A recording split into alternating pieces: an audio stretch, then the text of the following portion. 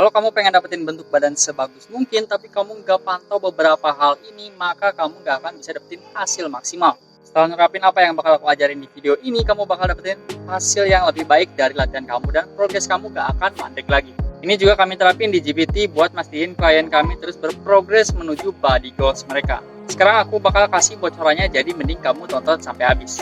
Apa yang mesti dipantau? Kenapa mesti dipantau?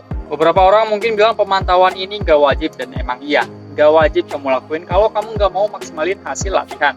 Tapi buat kamu yang nonton ini, yang pengen dapetin body goals kamu dengan lebih cepat, dengan mengoptimalin latihan kamu mesti terapin ini. Oke, kenapa harus ngelakuin pemantauan? Pertama, kalau kamu nggak ngelakuin ini, kamu nggak bakal benefits atau value dari trial and error. Kamu nggak akan bisa memanen manfaat dari kesalahan yang kamu lakuin. Kamu nggak akan bisa milih variasi dan metode latihan yang terbaik buat kamu karena kamu nggak bisa bandingin dampaknya terhadap progres kamu. Kedua, progres kamu bakal jadi lebih cepat. Ada kok orang yang nggak mantau atau tracking latihannya tapi badannya bagus-bagus saja. Ini jelas sesat pikir ya, mungkin orang itu pengecualian. Mungkin dia punya genetik yang bagus, mungkin dia udah latihan lebih lama dari yang kamu tahu. Dan mungkin kalau dia pantau latihan dan progresnya, mungkin sekarang kondisi dia bakal lebih baik lagi. Tapi secara general, orang yang mantau progresnya bakal meningkat lebih cepat dari orang yang nggak mantau progresnya. Kenapa? Karena itulah poin ketiga. Apa yang diukur bisa diatur, dikurangi, ditambah, bahkan dilipat gandakan. Kita tahu kalau orang yang mantau pengeluaran dan pemasukan bakal lebih ahli dalam manage keuangan daripada orang yang nggak mantau keuangan mereka. Kamu nggak waras kalau mikir pengen bisa cepet kaya atau seenggaknya menabung, tapi keuangan kamu nggak kamu pantau. Begitu juga dengan latihan kamu. Keempat, seperti yang aku bilang tadi, kalau kamu bisa nerapin metode-metode terbaik buat kamu dari trial and error, berarti kamu nggak akan nge-stuck di situ-situ aja.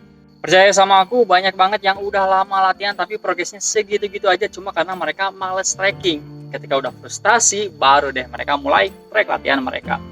Yang sangat mengejutkan adalah banyak trainer yang juga nggak mantau progres klien mereka. Padahal menurut aku mereka seharusnya tahu segimana pentingnya hal ini buat klien mereka.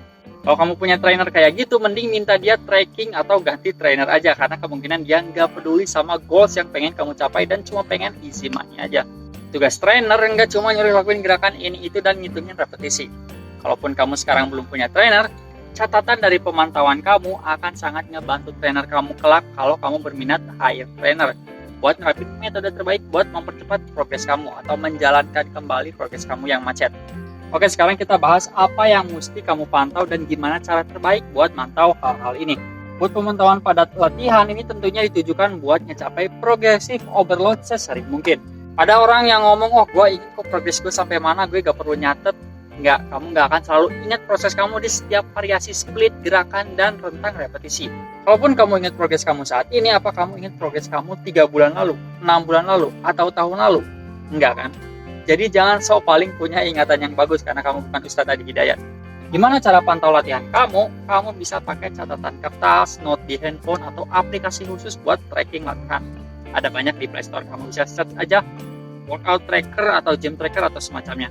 Catat volume dan intensitas latihan kamu serta level kebugaran kamu. Oke, kedua, pantau nutrisi kamu.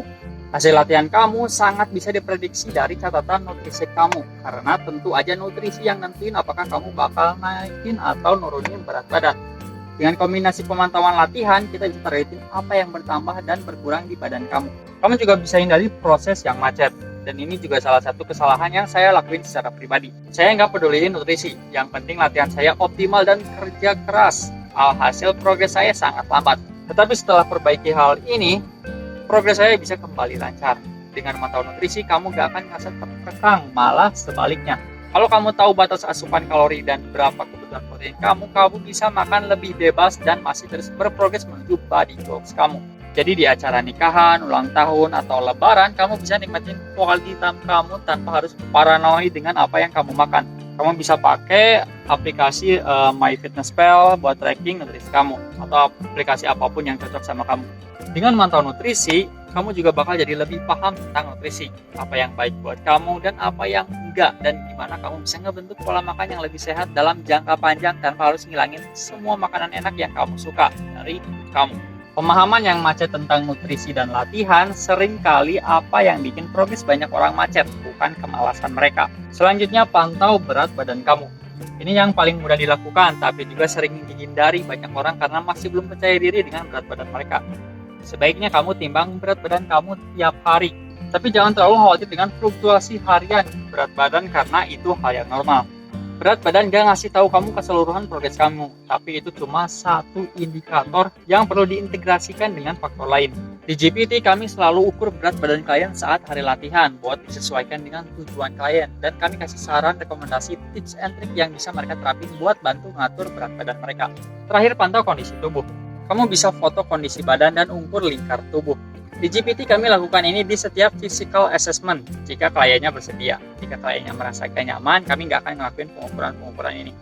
Selain itu, kami juga mengukur hal lain buat mengetahui komposisi tubuh klien. Dan again, kalau klien bersedia. Kami lakukan ini tiap bulan atau 3 bulan, tergantung frekuensi latihan klien.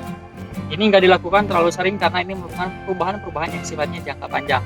Pengukuran ini juga bisa bantu kita buat nentuin apakah diperlukan perubahan pada program klien, apakah butuh bulking atau cutting, atau perbaikan mobilitas dan postur, atau menghentikan proses bulking dan cutting. Dan ini juga bisa jadi titik evaluasi buat klien dan trainer buat nanti tujuan jangka pendek dan panjang selanjutnya. Jadi itu dia beberapa hal yang perlu kamu pantau. Gimana kamu mantaunya dan kenapa harus kamu pantau. Kamu bisa pantau beberapa faktor lagi yang mungkin bisa berpengaruh ke progres kamu, tapi itu tadi beberapa hal fundamental yang bisa kamu jadi dasar dan bahan analisis untuk berprogres. Ini mungkin kayak memperumit perjalanan menuju tujuan kamu, tapi aku jamin ini bakalan worth it banget. Dan aku paham gak semua orang punya waktu, tenaga, dan pengetahuan buat dialokasiin dalam hal ini. Jika itu kamu, mungkin kamu bisa coba layanan Galuh Personal Trainer buat nge-handle semua ini buat kamu dan ngejamin kamu ngecapai body goals yang selama ini pengen kamu capai dengan cepat, praktis, dan gak ribet. Kalau pengen pakai jasa trainer lain juga aku dukung. Semoga mereka bisa ngasih lebih banyak kontribusi yang kami tawarin. Buat yang berminat, kalian bisa klik link tree yang ada di profil kami dan daftar. Buat kalian yang belum bisa nge-hire trainer, jangan putus asa karena kalian masih bisa ngecapai goals kalian dengan follow akun-akun GPT agar bisa dapetin konten berkualitas seperti video ini dan konten-konten eksklusif lainnya di masing-masing sosial media GPT. Jika ada pertanyaan silahkan tulis di komen, dan jika video ini bermanfaat, like dan share ke Jimbro dan Jimsis kamu. GPT out.